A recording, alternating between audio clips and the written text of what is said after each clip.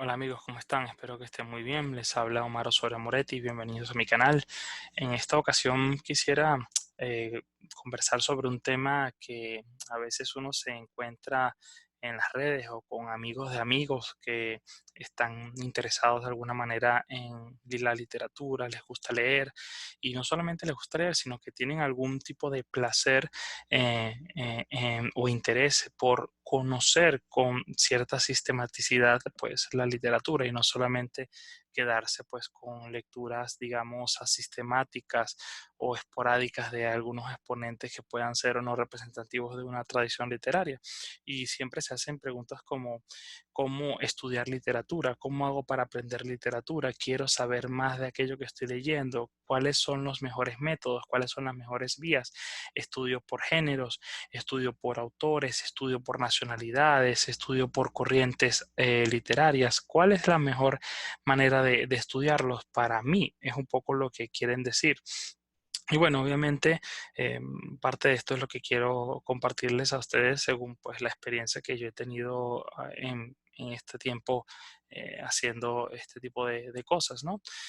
Yo pienso que la primera pregunta que tenemos que hacernos si de alguna manera queremos estudiar literatura o lo que sea, también esto aplica para la música, aplica para la historia, aplica para cualquier otra cosa, es una pregunta que puede parecer muy tonta, pero que no deja de ser muy trascendente para de cara al esfuerzo que vamos a hacer y lo que estamos obteniendo, ¿no? Y es, ¿para qué queremos estudiar esto? ¿Para qué queremos conocer esto? ¿Cuál es el objetivo de ese afán de saber algo desde una perspectiva mucho más orgánica o sistemática? Entonces ahí, bueno, hay dos grandes tendencias. Por ejemplo, si ustedes tienen algún tipo de interés, digamos, mucho más serio, profesional, de investigación, obviamente eso va a marcar la forma en que podemos estudiar la literatura. Mientras que si sencillamente somos personas que amamos la literatura, nos gusta saber con relativa autonomía de pensamiento la literatura, pero no queremos, por ejemplo, producir trabajos de investigación, tesis de grado, artículos académicos, reseñas críticas o lo que sea. Entonces allí estaríamos ante otra perspectiva mucho más relajada. Entonces esa es la primera pregunta que tienen que hacerse. ¿Para qué yo quiero estudiar esto? ¿Para qué yo quiero conocerlo? ¿Qué voy a ganar? Y desde esa perspectiva hay podemos empezar a hacer, digamos, definiciones, acotar, cercar ciertas metodologías. Pero en principio, cualquier metodología, herramienta que agarremos es buena. Es decir, es mejor estudiar la literatura por corrientes o por países. Es mejor estudiar una obra cronológicamente o desde las más cercanas hacia atrás. ¿Cómo es el mejor? Cualquiera es buena. Cualquiera de esas son buenas dependiendo del objetivo que tú tengas como estudiante o como estudioso o como amante de la literatura en general. Entonces, de buenas a primeras no podemos rechazar ningún método. Más bien, hay que preguntarse qué podemos hacer y sobre esa base encontrar soluciones. Vamos a encontrar, por ejemplo, que una buena herramienta suele ser, por ejemplo, estudiar carreras que tengan que ver con las bellas letras o con literatura, estudiar arte, estudiar letras, literatura, como se llame cada uno de los países, filología, dependiendo del lugar, estudiar eso es bueno.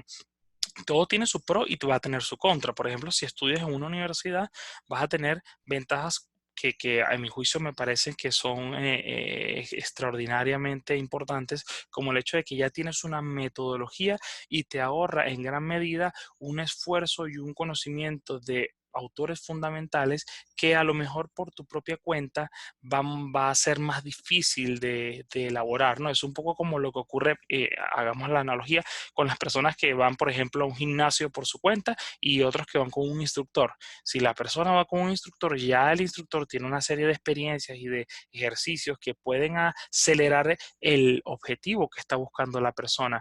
La otra persona que lo está haciendo por su cuenta es probable que también lo consiga, pero en ese proceso proceso de experimentación, de ensayo y error, habrá muchos retrocesos, habrá muchos contratiempos y probablemente lo que esta persona consiga en un año, la otra puede que lo consiga en 3, dependiendo de cómo lo esté haciendo él. Entonces eso es una gran ventaja cuando lo estamos viendo en universidades, ¿no? Tenemos ya un cronograma con personas que están capacitadas en el área y en ese sentido le van a brindar a la persona pues una serie de insumos con los cuales ya después de manera autónoma puede ejercer o seguir ahondando en lo que le interese.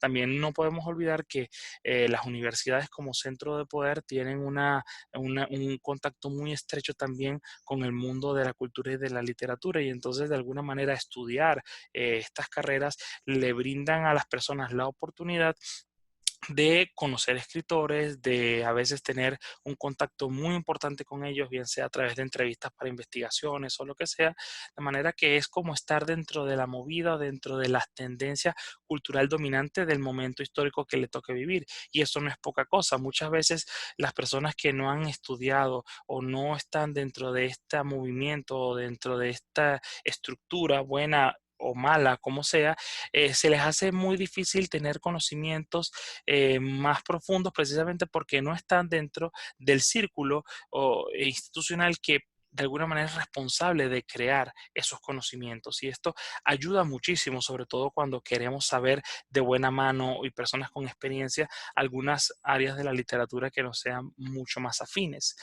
Obviamente, esto tendría gran desventaja no solamente desde el punto de vista económico, si no tenemos cómo pagarlo, sino también en el hecho de que muchas veces las personas no quieren ser investigadores y las universidades por lo general encaminan sus perfiles de literatura a personas que tengan la capacidad de investigar, escribir críticamente y producir, digamos, conocimientos novedosos para los objetos o textos literarios que vayan a estudiar.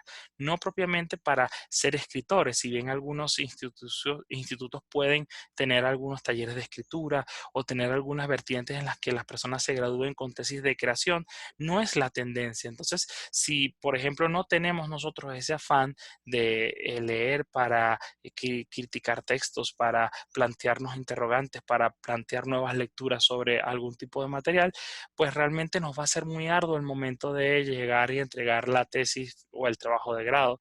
Entonces son cosas que tenemos que evaluar, no vaya a ser que al final pues terminemos tirando la toalla y en este mundo de la literatura y de las letras es muy común ver a personas que logran terminar la escolaridad, no así sus trabajos de grado y no se terminan de matricular por eso. Entonces también es un esfuerzo que a veces se termina perdiendo a nivel profesional, si bien queda una experiencia muy aleccionadora para ellos. Entonces ese es el primer punto. Ahora, ¿qué pasa con las personas que de repente quieren aprender por su cuenta y quieren aprender? Eso está muy bien, eso es algo muy encomiable.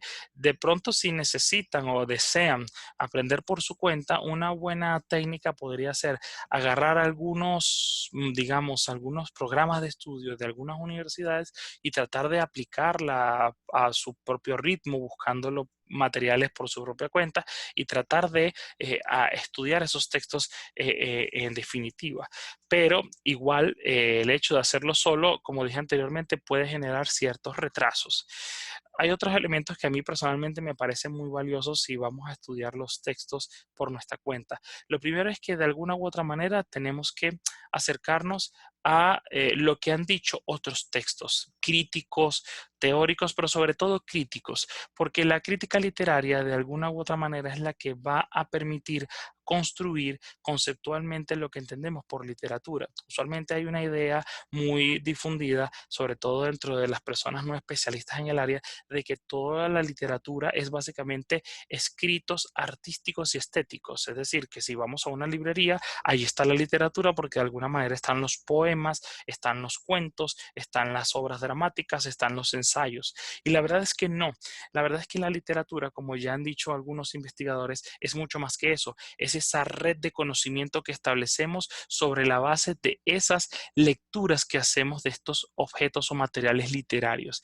En ese sentido, de alguna manera, manera la crítica literaria es al objeto literario, lo que la historiografía son a los hechos que ocurren en la historia. El hecho de que haya hechos en la historia, en el mundo, no quiere decir que haya historia. La historia ocurre cuando ya existe un conocimiento objetivo, científicamente elaborado, etcétera, etcétera, de esos acontecimientos que acaban de ocurrir y que han sido interpretados. Lo mismo ocurre en el caso de la literatura. La literatura es una hechura en gran medida de la crítica literaria y adentrándonos a la crítica literaria, a los críticos literarios en todas sus vertientes, podemos adentrarnos a lo que se ha pensado sobre la literatura, cuáles han sido los procesos literarios más importantes, cuáles han sido las obras literarias más importantes. Y en ese sentido, viendo las obras más representativas de una cultura, de un momento histórico, es un buen punto para empezar a tener una línea general de lo que ha sido este arte. Y después de eso podemos empezar a estudiar,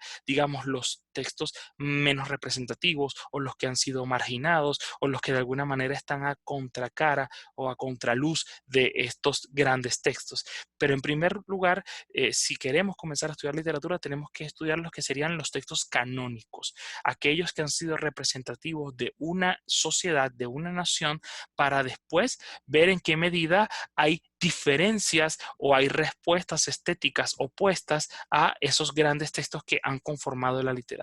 Y eso no lo podemos saber, digamos, por nuestra cuenta solo. Necesitamos ayuda, necesitamos el conocimiento colegiado que han hecho investigadores y pensadores y estudiosos mucho antes de nosotros. Entonces, un primer elemento es importante estudiar o acceder a crítica literaria, bien sea manuales, bien sea textos en la prensa, bien sea historiografías literarias. Es fundamental para empezar a adentrarnos a qué es eso de la literatura. Entonces, ese es el primer elemento que debemos tomar en cuenta si queremos estudiar por nuestra cuenta y queremos aprender un poco más sobre las grandes obras que han dejado pauta y nos han formado cultural y simbólicamente. El segundo elemento que yo recomendaría es que de alguna manera, si es por estudio, se mantenga cierto respeto por lo cronológico. Es decir, que si yo voy a leer algunos textos que son fundamentales dentro de la literatura de mi contexto, es bueno quizá comenzar a leer también desde el principio, por ejemplo, los orígenes de una nación, hasta la época más contemporánea.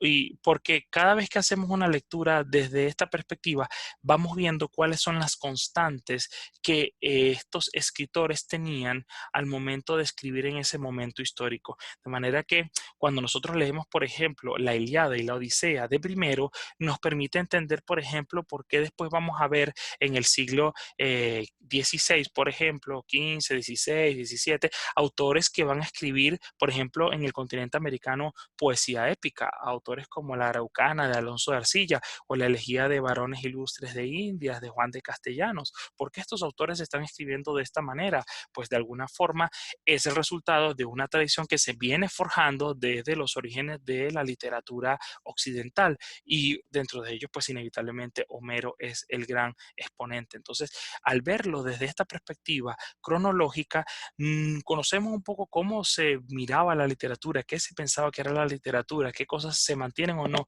comparado con nuestro tiempo, y al mismo tiempo nos permite ver las variaciones que ese objeto literario, ese género literario ha tenido desde los orígenes grecolatinos hasta, por ejemplo, el nacimiento del Nuevo Mundo en América Latina.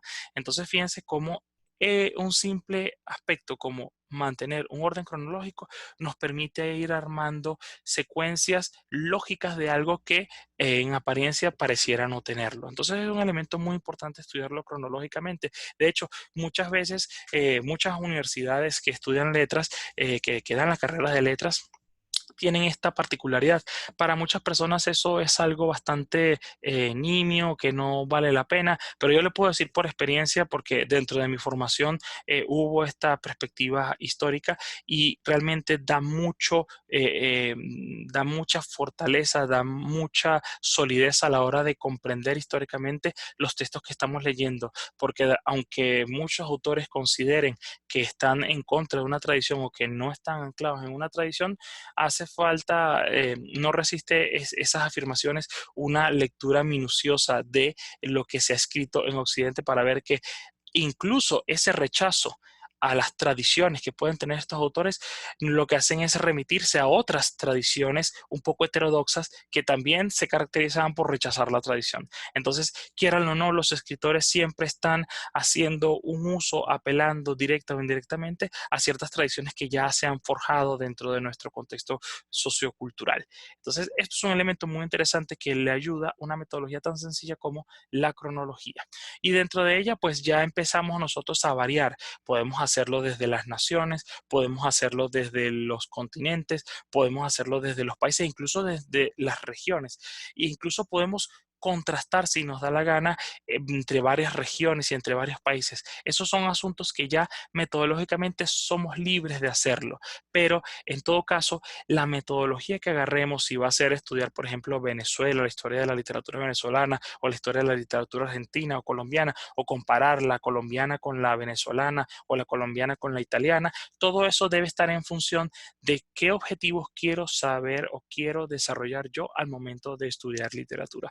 Sin esta pregunta fundamental, cualquier metodología es buena o cualquier metodología es mala. Entonces, esto es un proceso muy, muy importante. Y dentro de este elemento, estudiar pues las obras más representativas cronológicamente.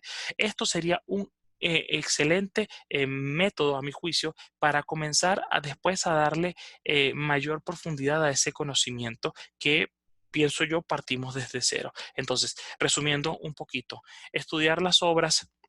Una vez que sepamos cuál es nuestro objetivo, estudiar las obras desde un punto de vista cronológico. Dentro de ese punto de vista, estudiar obras que sean canónicas y representativas para después encontrar qué obras no son canónicas o están en contra del canon o quieren hacer propuestas novedosas.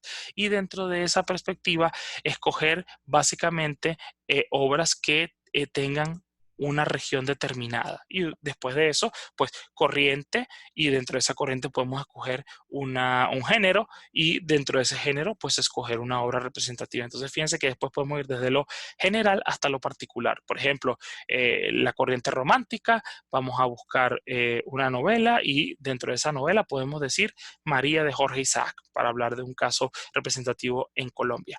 Entonces, todo eso va a variar dependiendo de, insistimos, nuestros objetivos que debemos tener muy claro antes de ponernos a estudiar, porque a fin de cuentas es un esfuerzo, y todo esfuerzo debe buscarnos algún tipo de beneficio a nivel de conocimiento o de producción de saberes. Y bueno, nada, esto es lo que quería compartir con ustedes. Si ustedes tienen alguna metodología distinta, si tienen una forma diferente de enfocarlo, con mucho gusto me gustaría leerlos en los comentarios, y no me queda más que agradecerle por estar atento a este video. Nos vemos en los siguientes y hasta pronto.